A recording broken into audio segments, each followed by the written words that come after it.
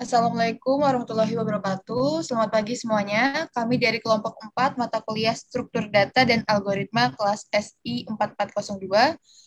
Pada kesempatan kali ini kami dari kelompok 4 akan mempresentasikan mengenai rekursi. Sebelumnya, perkenalkan, saya Resti Pradita Utami dengan NIM 12022204242.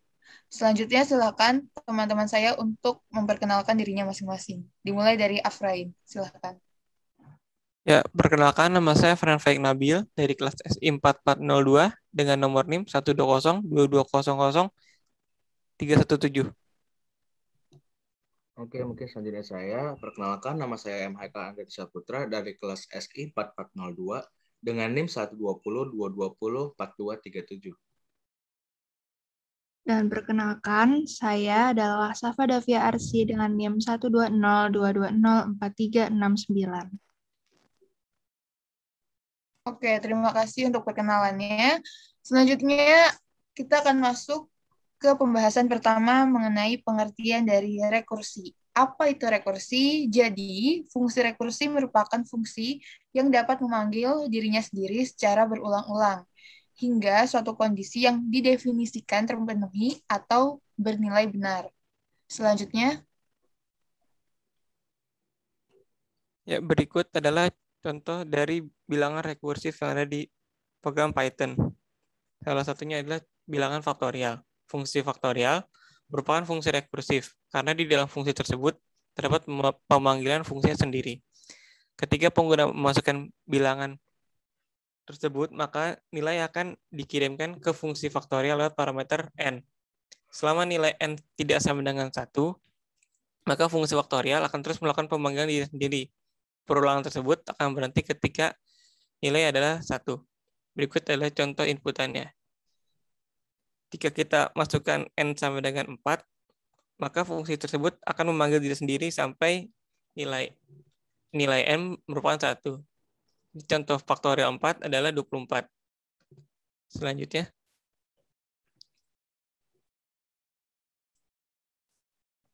Ya, selanjutnya adalah contoh Fibonacci. Jadi, contoh Fibonacci ini dia adalah penerapan dari fungsi rekursi. Bilangan Fibonacci itu adalah bilangan yang memiliki suku awal kosong atau 1, dan suku-suku berikutnya merupakan penjumlahan dari dua suku sebelumnya. Jadi di sini kita itu memasukkan batas deret bilangan Fibonacci yang nilainya ditampung pada nilai variabel X. Nah, untuk menampilkan deret, kita tuh perlu menggunakan perulangan for yang akan mencetak setiap nilai yang diproses di dalam fungsi Fibonacci.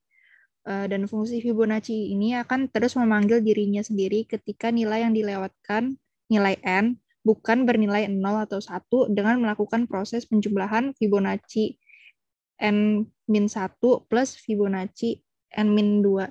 Dan di sini adalah contohnya. Lalu bisa lanjut ke slide selanjutnya. Nah, karena kita di sini memasukkan batas deret bilangan Fibonacci-nya itu ada 5, jadi di sini ada 5 deret angka. Yang pertama adalah 0. Habis itu yang kedua adalah 1. 0 tambah 1 sama dengan 1. Jadi yang ketiganya adalah bilangan 1. Lalu untuk angka 2-nya ini, dia adalah angka 2 karena penjumlahan dari dua bilangan sebelumnya itu 1 plus 1 yaitu 2. Dan sama juga untuk bilangan 3, yaitu karena penjumlahan 1 ditambah 2 yaitu 3. Seperti itu. Bisa dilanjutkan? Lalu ada lagi dua syarat agar program rekursi berjalan baik. Nah, fungsi rekursi ini tuh selalu memiliki kondisi yang menyatakan kapan fungsi tersebut berhenti. Kondisi ini tuh harus dapat dibuktikan akan tercapai, karena kalau enggak tuh kita tidak dapat membuktikan bahwa fungsi akan berhenti, yang berarti algoritmanya itu salah. Dan yang kedua adalah fungsi rekursi itu selalu memanggil dirinya sendiri sambil mengurangi atau memecahkan data masukan setiap panggilannya. Karena tujuan utama dari rekursi ialah memecahkan masalah dengan mengurangi masalah tersebut menjadi masalah-masalah kecil. Lalu selanjutnya kita akan ke slide selanjutnya di mana teman saya Haikal akan menjelaskan program rekursi yang ada gambarannya.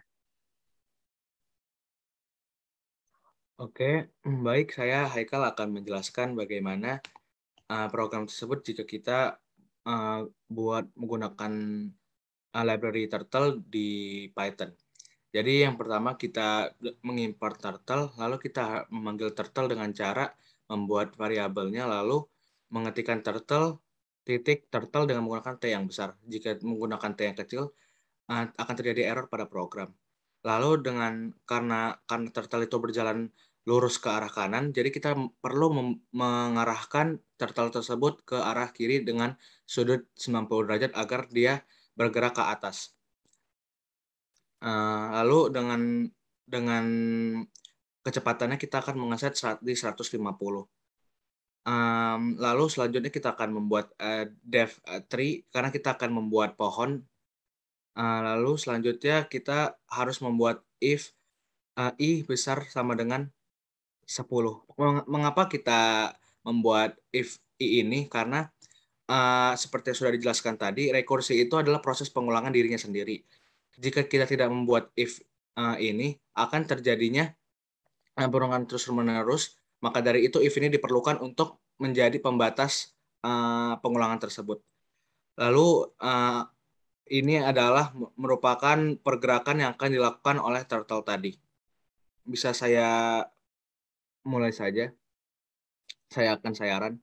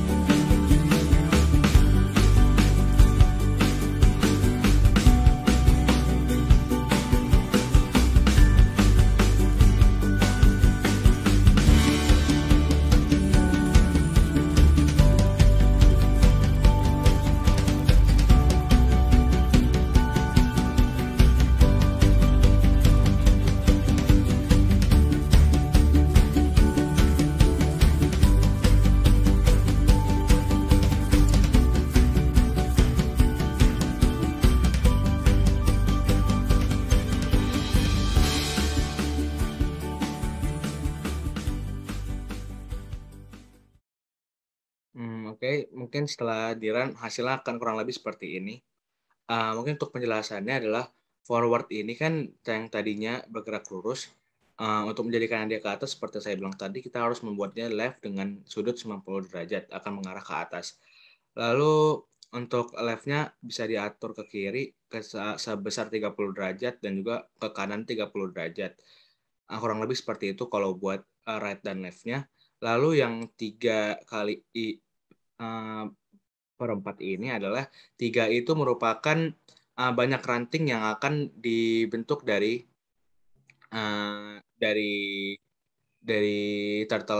turtle yang kita buat. Dia akan looping sebanyak 3 yang kita buat. Lalu untuk 4 ini adalah jarak yang terjadi dari ranting antar ranting gitu. Jadi misalnya kita semakin besar kita input angkanya akan semakin jauh juga jarak ranting yang akan terbentuk. Dan juga yang 3 ini semakin kecil kita buat angkanya, akan semakin banyak juga ranting yang akan diproduksi. Lalu untuk backward-nya, setelah selesai melakukan perulangan, dia akan kembali ke titik yang di awal. Mungkin segitu dari yang penjelasan dari tree ini. Lalu untuk tree yang 100 ini adalah ukuran dari pohon yang akan ditampilkan di Turtle Graphics. Jika kita ngaturnya di kurang dari 100, dia akan mengecil menjadi berapa yang kita input. Lalu kita akan masukkan turtle down untuk memunculkan Python Turtle Graphic. Mungkin segitu dari penjelasan saya mengenai turtle menggunakan Python. Sekian dari kelompok 4. Mohon maaf bila masih ada kesalahan ataupun kekurangan di dalam presentasi kami. Terima kasih dan wassalamualaikum warahmatullahi wabarakatuh.